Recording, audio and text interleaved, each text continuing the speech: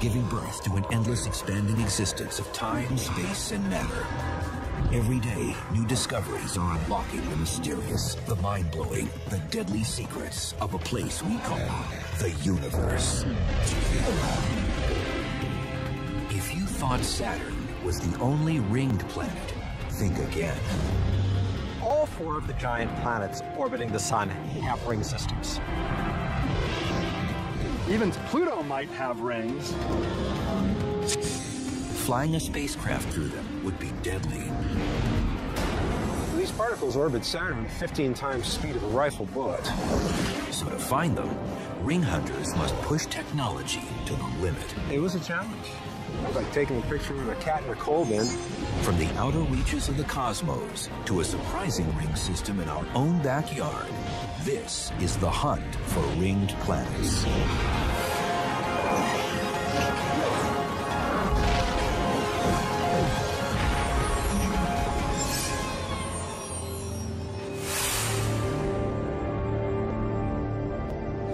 This is the sixth planet from the Sun. Don't recognize it? That's because something's missing. Without its iconic rings, Saturn would be just another planet. They are the key to its beauty. The exhilaration of seeing Saturn's rings through the telescope can't be overstated. It is just such a marvelous sight. People have been in awe of Saturn's rings since Galileo first discovered them in the year 1610. Since then, astronomers have applied everything they know about the original ringed planet in their hunt for more. But when we gaze at Saturn's rings, what exactly are we looking at? The perfection viewed from Earth masks a scene of chaos. Things are bumping into each other and spattering off of one another, and so it's a very sort of chaotic, icy rubble field, all moving together around Saturn. Over time, ring hunters found not just one ring, but a series of 7 main bands around Saturn's equator. The first really detailed views of Saturn's rings came from the Voyager spacecraft around 1980. And those photographs were truly breathtaking. Each ring is made of trillions of particles, ranging in size from a grain of dust to something as big as a house. They were easy to see since they're the brightest rings in the solar system. They glisten because they are so tightly packed, and because the chunks are highly reflective, being almost 100% ice. If you were positioned below Saturn's rings, but a few hundred yards away, you would see this vast expanse of boulders and ice balls, snowballs, and through some parts you could see stars on the other side, but other parts would be so thick that they would be opaque. It would be a wonderful sight. Astronomers named the 7 main rings simply by the letters of the alphabet, but in the order they were discovered. A, B, C, D, E, F, and the last, detected in 1980, G. All told, ring hunters had found a system that sprawled a whopping 180,000 miles in diameter. The rings from edge to edge are almost 2/3 or so as wide as the distance from the Earth to our own moon. So they're quite vast. Yet incredibly, the rings form a single plane that is wafer thin, averaging less than 30 feet. They're very flat. It's like a sheet of paper the size of a central park. But these beautiful structures are also turbocharged hellions. Their icy particles scream around the planet at up to 53,000 miles per hour. Like speeding cars on a never-ending cosmic racetrack. At these high velocities, the rings spell certain death for anything daring to venture too close. These particles orbit Saturn at 15 times the speed of a rifle bullet. A chunk just 2 inches wide could blast a deadly hole in a spacecraft.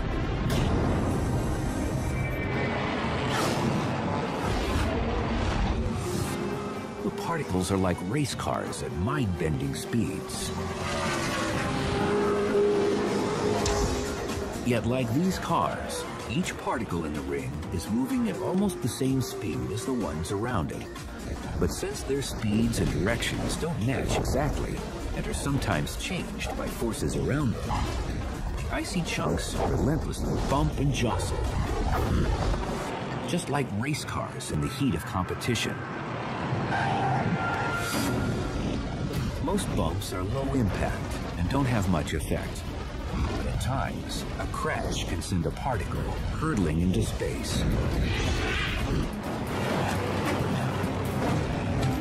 What keeps these rocketing ice balls in a ring? The powerful force of Saturn's gravitational pull.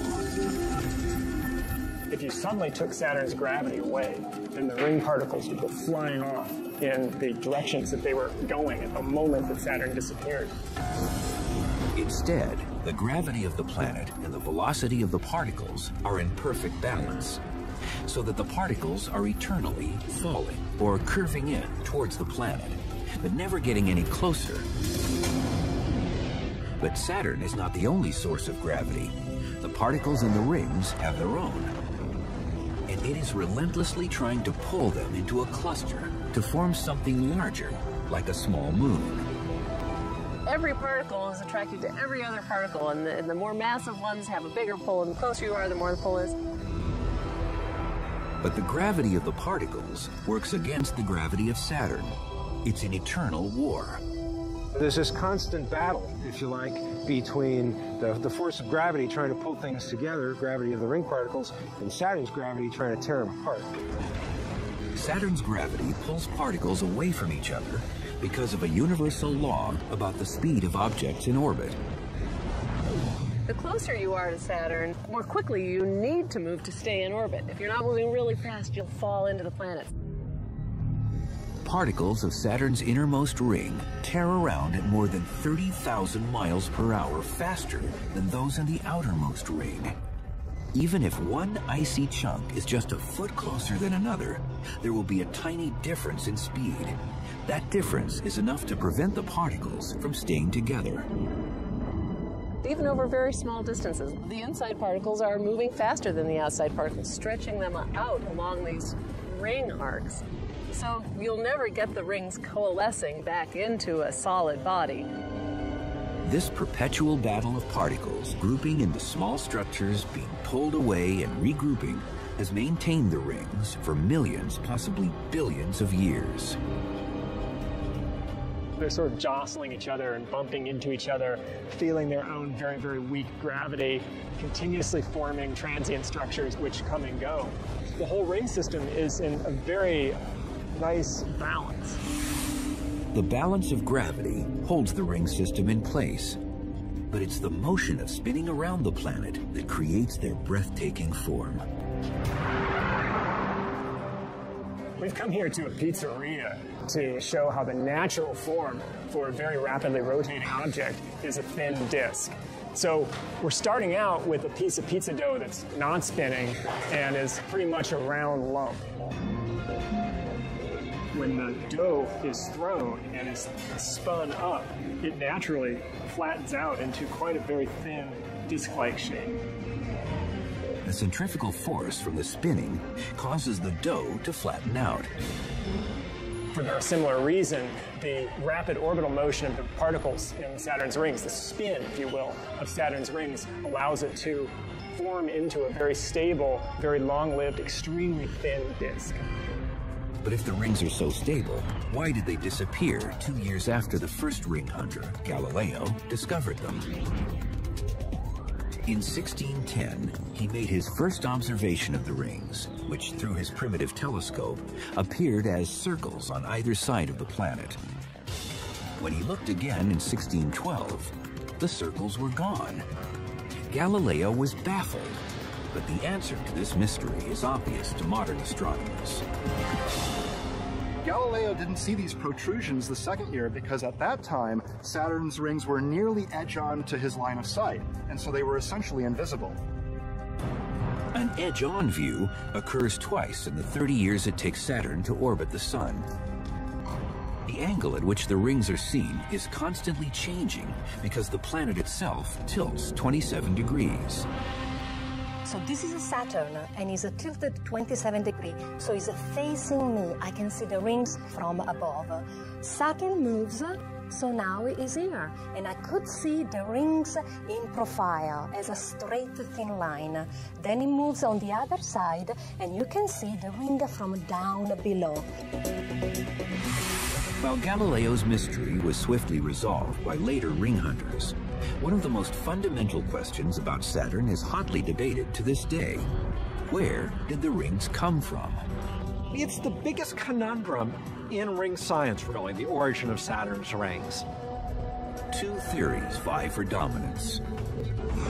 One holds that the rings formed just after the birth of Saturn, 4.5 billion years ago. They were the leftovers from the spinning disk of material that became the planet. The second theory puts their age at just 100 million years, a relative newborn. If the dinosaurs had telescopes and looked up at Saturn, there might not have been a ring system there. It's probably much newer than that, but we happen to be the lucky ones that the rings are there at the same time that we have the technology to explore them. The belief is Saturn's rings were created by a cataclysmic event. But was it a massive collision between a moon and an asteroid? Or an invisible force that ripped a moon into billions of pieces?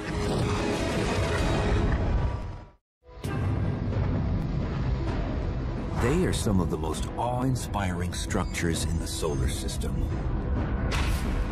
Wider than 22 Earths, while only 30 feet thick. But the biggest mystery facing ring hunters is how Saturn's rings got there. Many believe that the rings were born when one of Saturn's moons was ripped to millions or billions of pieces by a powerful force called tidal effect. Effect is any gravitational interaction where one side is getting tugged on more than the other side. So if I had a big massive object right here closer to this shoulder, it would pull more on this shoulder than this one, which is further away, and it could pull me apart. In a black hole where gravity is violently strong, tidal effect could pull apart something as small as a human. If you've heard the phrase spaghettification, black hole is pulling on your feet more than your head. It's stretching you out into a long strand of spaghetti. In less extreme places, like our solar system, the impact of tidal effect is only felt by large bodies like planets and moons. Anyone who has gone to the seashore has witnessed the moon's tidal effect on the Earth. The part of the Earth that's nearest to the moon gets pulled more strongly toward the moon than the far side of the Earth. So the Earth takes on this bulgy appearance, and so you can see at the shore that the water goes up and down over a roughly 12-hour period. But the moon's tidal effect doesn't only pull the oceans, it pulls the entire planet. Something that's not often recognized is that the rock ball of the planet itself changes shape as well. In fact, Earth's diameter in the direction toward the moon is a foot or two longer than the diameter in the perpendicular direction, because the whole Earth is stretched toward and away from the moon. Planets also have a tidal effect on their moons. In fact, since planets are larger than moons, they have more gravity and create stronger tidal effects. Our moon is made of rock and metals far too solid to be ripped apart by Earth's tidal effect. But some of Saturn's moons were loose conglomerations of ice, dust, and rock, sometimes called rubble piles. A rubble pile might be like a snow cone or something like this. You know, it's put together with no strength except just little surface forces. A very, very low strength object. Some scientists believe one of these moons strayed too close to Saturn 100 million years ago. The loosely held moon would get ripped apart into thousands or millions of pieces of a wide range of sizes. And they would have different distances from the planet and thus would take on different orbits. The different periods of the different orbits would gradually spread the stuff out into a ring system. Only further exploration can determine whether the rings of Saturn were created by tidal effect, destruction of a moon by an asteroid, or from leftover debris when the planet first formed. But astronomers recently discovered particles joining a ring right before their eyes. They found that Saturn's outermost band, the E ring, only exists because of violent upheavals on one of Saturn's moons called Enceladus. What erupts from this extraordinary moon is water. That water squirts out in geysers and instantly freezes, kind of like the water in snowmaking machines at ski resorts. These plumes of frozen particles shoot hundreds of miles off the surface of the moon, where they enter into orbit around Saturn and form the E ring.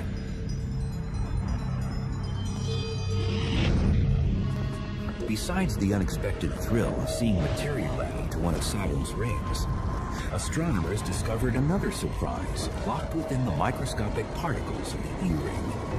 In June 2009, scientists found trace elements of chemicals commonly known as salt and baking soda. The thing that's so exciting about finding both the salt and the carbonates in the E ring is that those are the kinds of things that suggest a liquid ocean inside of Enceladus. And just like on Earth, where life formed in the oceans, we believe, it could very well be true that life is formed inside of Enceladus. This is a really exciting possibility, but it's by no means solved because we don't see the sodium in the plume coming out. These observations suggest some other explanations. We don't know. We have to keep exploring. Astronomers are in fact getting streams of new data on Saturn and its rings every day from a spacecraft launched in 1997 called Cassini. Cassini is about as big as a small school bus. It's the biggest interplanetary spacecraft NASA has ever built. After a 7-year journey, Cassini became the first spacecraft to enter into an orbit around Saturn, giving mankind a front row seat to the 6th planet from the Sun and its rings. Already it's gone over 100 times around Saturn. By the end of the mission, it'll probably have gone around Saturn 200 times. Cassini has captured images closer than ever before, revealing a wild world of shifting forms and surprising variation. From a distance, it almost looks like the rings are a solid body, just a sort of stately march around the planet. But it's not that way at all. It's a very chaotic, messy process. Studying rings used to feel like we were studying geology, and now it feels more like we're studying the weather.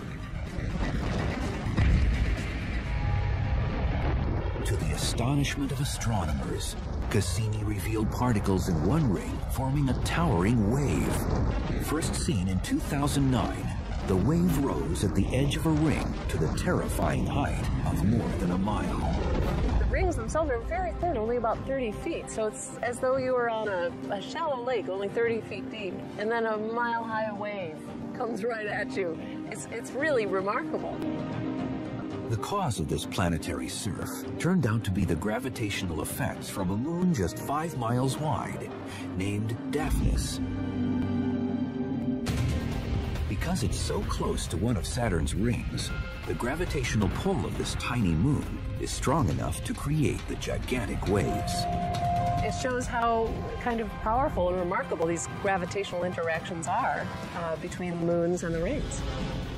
These waves are only one way that moons put their mark on rings.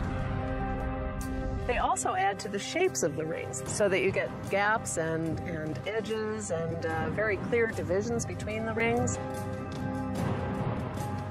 Moons that create these edges and divisions are called shepherd moons.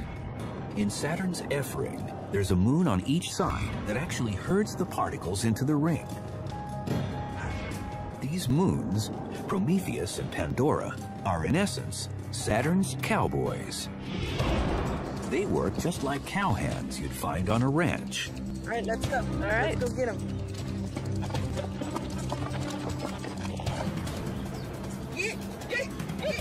What we're doing here is much like what Saturn's moons do to Saturn's rings. We're herding them just like the moons shepherd the rings. For example, Prometheus and Pandora herd the F ring. I'm like Prometheus. I'm on the inside, and my partner is on the outside. That's Pandora. And we're keeping these cattle in line, just like the moons keep the rings in line. When a moon interacts with a ring particle, it can kick it into a higher orbit further from Saturn, or kick it into a lower orbit closer to the planet. Pandora, being further from Saturn, orbits more slowly than the particles in the ring. If a particle strays out, Pandora's gravity pulls on it. This slows the particle down, causing it to fall back to the ring. On the inside, Prometheus orbits at a higher speed than the ring particles. Its gravity pulls them forward, increasing their energy and causing them to move away from Saturn.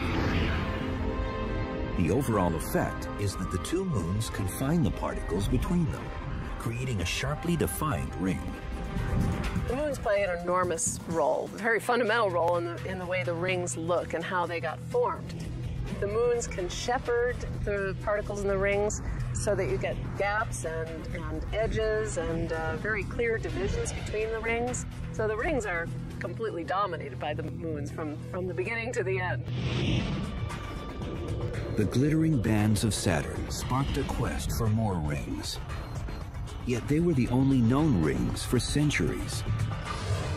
Ring hunters dreamed of finding others, suspected there were more, and yet could see nothing visible like Saturn's. As the 20th century waned, a small team of astronomers focused a telescope on Uranus in hopes of learning about its atmosphere. They weren't ring hunters at all, and yet their mission led to a shocking revelation, triggering the biggest discovery in rings in more than 300 years. Ever since Galileo discovered Saturn's brilliant rings centuries ago, the quest for more rings was on. Yet hundreds of years rolled by without another discovery, to the enormous frustration of ring hunters. So in 1977, when a small team of researchers staked out the planet Uranus, their sole interest was its atmosphere. On March 10th, the team flew a modified jet to the edge of Earth's atmosphere and trained their telescope on the seventh planet from the sun. They were waiting for the moment when a distant star would pass behind Uranus. They were measuring the brightness of a star as a function of time as it was going to pass behind the planet. And in this way, you can study the structure of the atmosphere of the planet. But as the star approached Uranus, something strange happened. Before it went behind Uranus, the light actually blinked out several times. Stunned scientists waited to see what would happen when the star reappeared on the other side.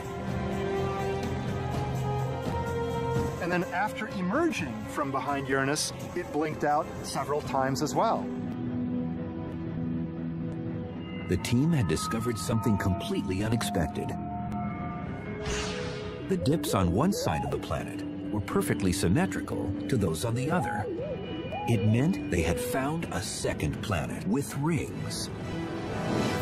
That was a surprise, and it was very exciting to see for the first time.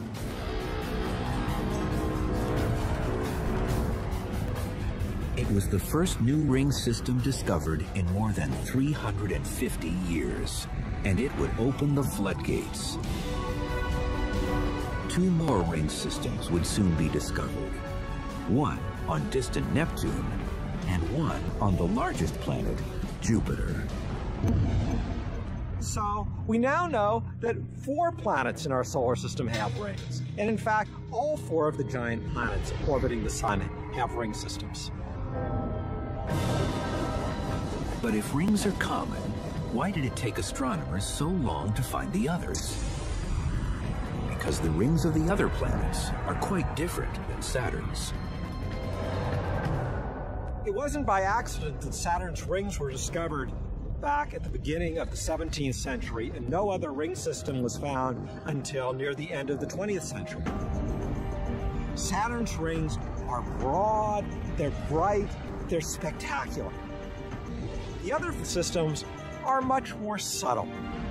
Subtle in part because of their size. A very surprising aspect of the discovery of Uranus's rings was that they're very narrow. Most of Saturn's rings are thousands of miles wide. By comparison, the majority of Uranus's rings cover less than 2 miles. The other part is that they're very, very dark, whereas the rings of Saturn are made of ice and they're very bright. Think about something much darker than tar. They're as black as anything you can probably see. What's more, the outermost rings of Uranus are so dim, ring hunters didn't find them until 2003. This is largely because there is almost nothing in them. Throughout the system, there's clouds of very faint dust at this level of a filling factor of 1 in 100,000 or 1 in a million. These particles are spaced so far away from each other, it would be like a cosmic racetrack that stretched from the Earth to the Moon and back, and it would have just a handful of cars on it. It's a radical difference from Saturn's rings, where particles are often packed in side by side, bumper to virtual bumper.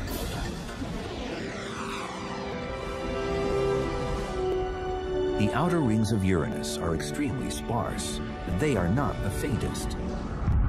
That award goes to the outermost bands around the 5th planet from the Sun. Mighty Jupiter has the most delicate rings of all. So far, astronomers have identified 4 ethereal rings circling the planet: an inner ring, the main ring, and 2 outer rings. Unlike the icy chunks bigger than a car found in Saturn's rings, the particles in the rings of Jupiter are mainly the size of the finest dust. We often refer to these as dust rings, but the better word would be smoke rings. The particles are microns in size. Smoke coming off of a fire is basically microns in size.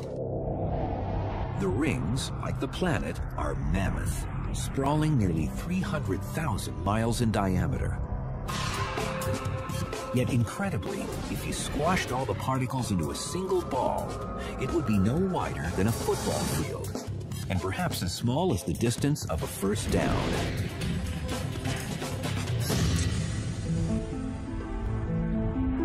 There is so little in the 2 outermost bands that they are the faintest rings ever detected in our solar system.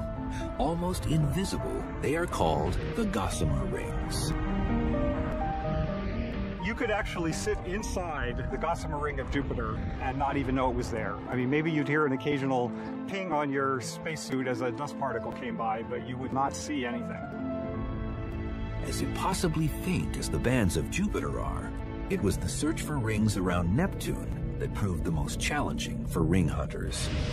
Neptune was suspected to have rings in the 1980s when the material in these regions blocked the light of a star that was about to go behind the ball of the planet.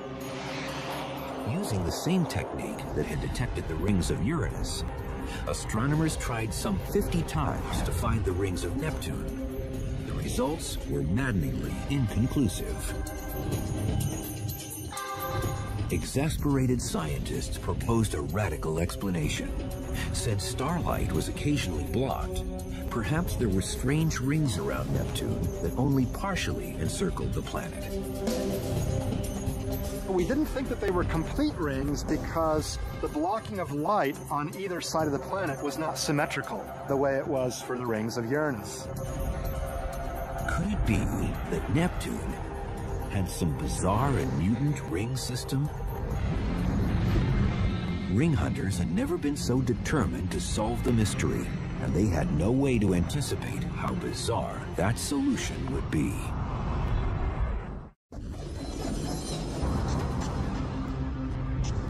For more than 350 years, the only known rings were the bright and dazzling bands of Saturn. Then, in a space of just 2 years, starting in 1977, 2 new sets of rings were discovered, one on Uranus, the other on Jupiter. But the search for rings around distant Neptune dragged on for many more frustrating years. Neptune is very, very far away. It's a great distance from the sun, and therefore there's not much illumination on the ring. In addition to that, no spacecraft went by Neptune until 1989, when Voyager 2 from NASA went by the last planet in our solar system. Voyager 2 was the astronomers' best weapon in the hunt for rings. On August 25th, 1989, the spacecraft got as close to Neptune as any man-made craft ever would. It captured the best images ring hunters had seen of the eighth planet from the sun, an incredible technological feat. It was a challenge. It's like taking a picture of a cat in a coal bin and under moonlight or something, you know. So would they reveal that Neptune had no rings, full rings, or the mysterious partial rings that some astronomers had proposed? For more than a decade before the Voyager mission, scientists had tried to detect rings using the light of various stars passing behind Neptune. Some attempts saw dips in starlight, but they were never at the same distance on both sides of the planet, like full rings would be. Neptune was exasperating. We knew there was stuff there, but we didn't know what the configuration was. So when images from Voyager rolled in, ring hunters were thrilled. Not only were there complete rings, but there was something in the rings that had never been seen before. Arcs. The most prominent feature are a set of arcs which only go less than 1/10 of the way around the planet. The rest of the ring, very ethereal. Arcs were simply segments of a ring that were brighter and thicker than the rest of the ring. The incredibly small amount of material in the rest of the ring explained why astronomers had not been able to detect the complete rings from Earth. The arcs lie within a full ring, but the matter in this full ring is almost transparent. So we could never see it before with watching it block starlight. The discovery of rings around Neptune meant that all of the gas giant outer planets had rings. It was a reflection of the natural order of the cosmos, because the disk shape of rings is one of the most primordial forms in the universe. The universe contains two sort of fundamental blueprints for objects, and those are spheres and disks. If spin is a really important aspect of an object structure, then it will tend to form into a disk. And so we see disks on every scale in the universe. This is why the rings of Saturn can tell us about the origins of a much bigger ring system, the one around our sun. Saturn's rings are a blueprint for the processes that give rise to planet formation. If we were to go back in time and visit our own solar system 4.5 billion years ago, the young sun would have been at the center, and it would have been surrounded by a disk of gas and dust. And that disk and gas and dust would have had planets forming inside of it, and that whole disk would have looked, to a certain extent, like a system of rings. The first planets began to form in the debris disk. As they grew larger, their gravity cleared out space in their orbits. Debris that was within their gravitational influence was added on or whipped out into space.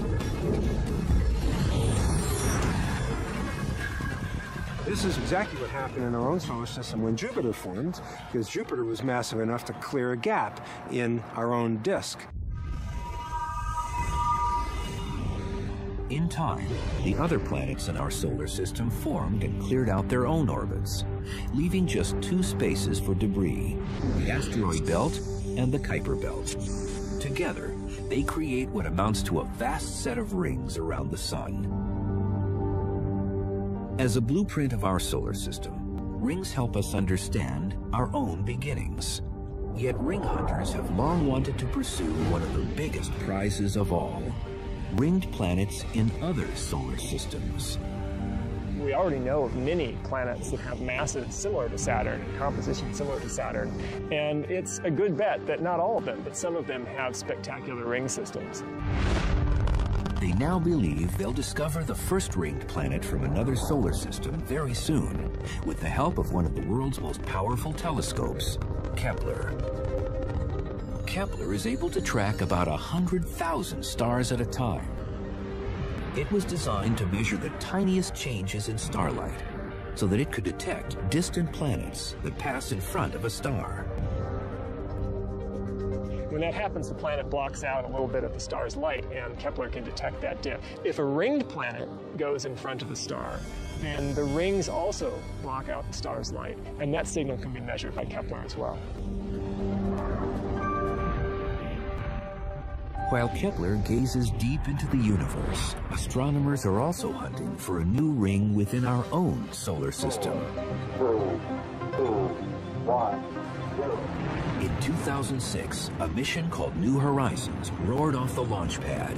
Its 2.7 billion-mile journey will take it to the frozen edge of the solar system. If it survives, it will become the first spacecraft to fly past Pluto. Astronomers suspect that the dwarf planet may be the first rocky object found to have rings.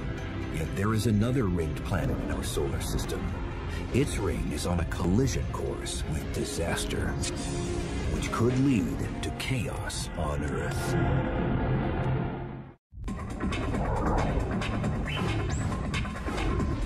The 4 outer planets of our solar system are all encircled by rings, some dazzling, some dusty, some remarkably faint. Yet the quest is on for one more, the most distant of all, encircling a frigid rock called Pluto. Once considered to be a genuine planet, it was reclassified as a dwarf planet in 2006. In 2015, it may become the newest member of our solar system found to have rings. Pluto might have rings, very faint rings, or may someday gain rings, because Pluto is in a region where there are lots of comets floating around. And if one of them gets close to Pluto, it might get tidally shattered by Pluto's gravity, temporarily forming a ring. A mission called New Horizons is already a third of the way to a rendezvous with Pluto. The images it transmits in 2015 should reveal if the distant dwarf has rings. Yet ring hunters recently expected to find a new ring system much closer, on Earth's nearest neighbor, Mars. There's long been speculation that Mars might have a ring system. It goes actually back to the 1970s. And part of the reasoning now is that everywhere we look in the solar system that we see small satellites, there is a faint ring associated with them.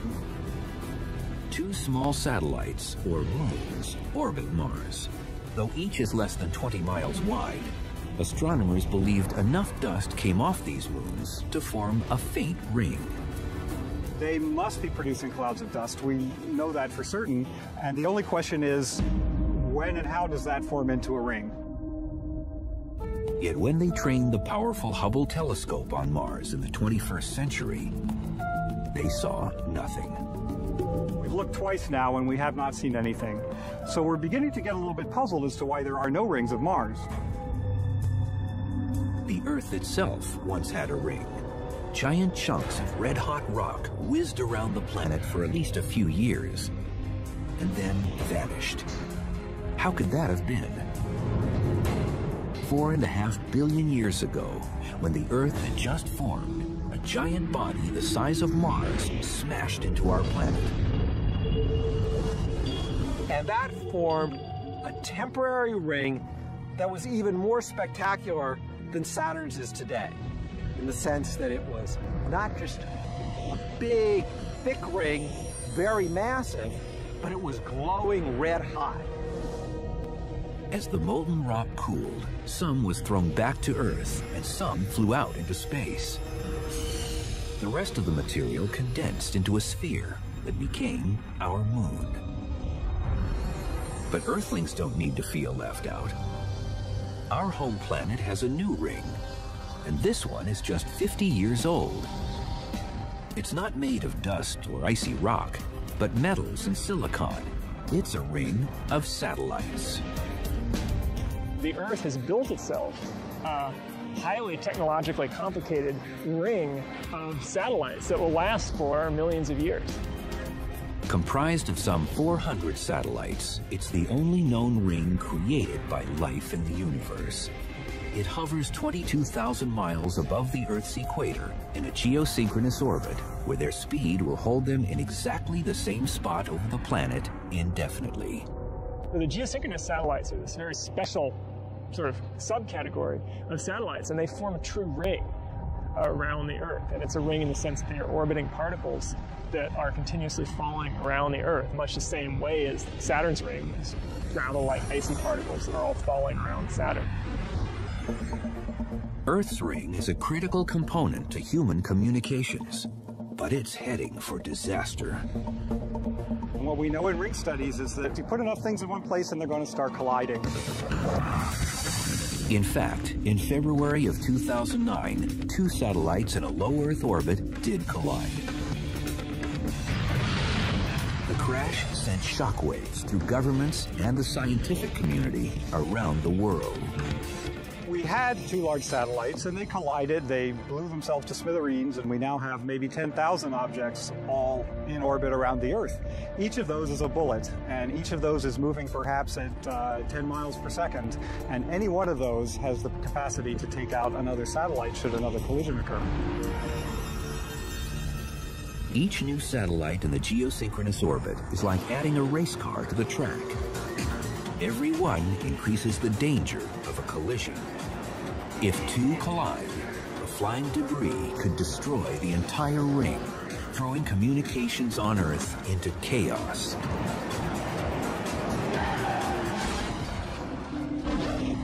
Eventually, it will just be an unsafe place to put anything because you've got swarms of bullets flying past you all the time. Whether artificial or natural, ring hunters continue to pursue the prized bands because they're one of the most essential forms of the universe. Without them spinning into galaxies, solar systems, and planets, life as we know it would not exist. Rings, it turns out, are the beginning of what is possible. It is true that we go billions of miles out to try to see what's out there, but it's because it tells us how we formed, what our own backyard is like, what our solar system is like. We learn more about what's possible in other worlds. We learn more about what's possible here on Earth.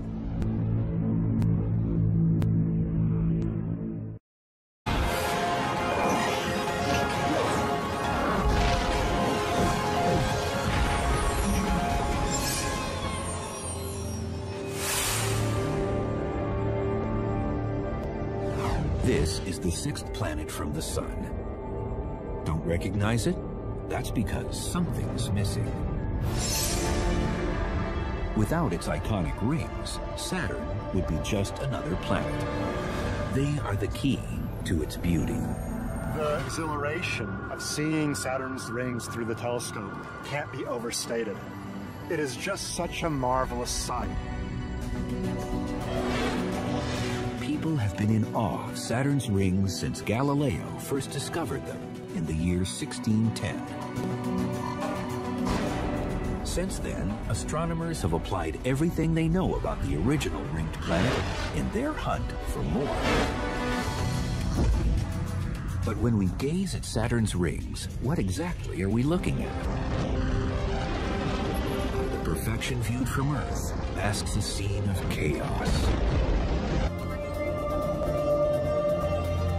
Astronomers named the 7 main rings simply by the letters of the alphabet, but in the order they were discovered. A, B, C, D, E, F, and the last, detected in 1980, G. All told, ring hunters had found a system that sprawled a whopping 180,000 miles in diameter. The rings from edge to edge are almost 2/3 or so as wide as the distance from the Earth to our own moon. So they're quite vast. Yet incredibly, the rings form a single plane that is wafer thin, averaging less than 30 feet. They're very flat. It's like a sheet of paper the size of a Central Park. But these beautiful structures are also turbocharged hellions. Their icy particles scream around the planet at up to 53,000 miles per hour. Like speeding cars on a never-ending cosmic racetrack. At these high velocities, the rings spell certain death for anything daring to venture too close. These particles orbit Saturn at 15 times the speed of a rifle bullet. A chunk just 2 inches wide could blast a deadly hole in a spacecraft.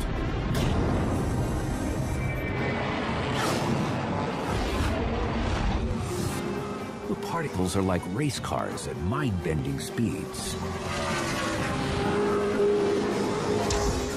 Yet like these cars, each particle in the ring is moving at almost the same speed as the ones around it.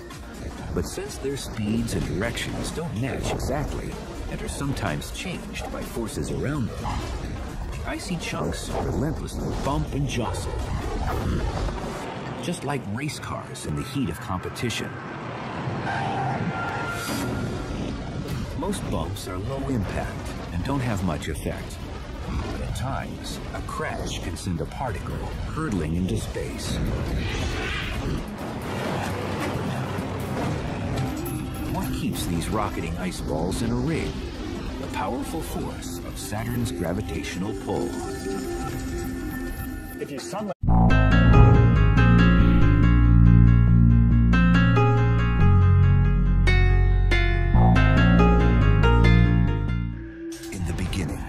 darkness, and then bang, giving birth to an endless expanding existence of time, space, and matter. Every day, new discoveries are unlocking the mysterious, the mind-blowing, the deadly secrets of a place we call the universe. If you thought Saturn was the only ringed planet, think again. All 4 of the giant planets orbiting the Sun have ring systems. Even Pluto might have rings. Flying a spacecraft through them would be deadly. These particles orbit Saturn at 15 times the speed of a rifle bullet. So to find them, ring hunters must push technology to the limit. It was a challenge. It was like taking a picture of a cat in a coal bin. From the outer reaches of the cosmos to a surprising ring system in our own backyard, this is the hunt for ringed planets. Things are bumping into each other and spattering off of one another, and so it's a very sort of chaotic, icy rubble field, all moving together around Saturn. Over time, ring hunters found not just one ring, but a series of 7 main bands around Saturn's equator. The first really detailed views of Saturn's rings came from the Voyager spacecraft around 1980, and those photographs were truly breathtaking. Each ring is made of trillions of particles, ranging in size from a grain of dust to something as big as a house. They were easy to see since they're the brightest rings in the solar system. They glisten because they are so tightly packed, and because the chunks are highly reflective, being almost 100% ice. If you were positioned below Saturn's rings, but a few hundred yards away, you would see this vast expanse of boulders and ice balls, snowballs, and through some parts you could see stars on the other side, but other parts would be so thick that they would be opaque. It would be a wonderful sight.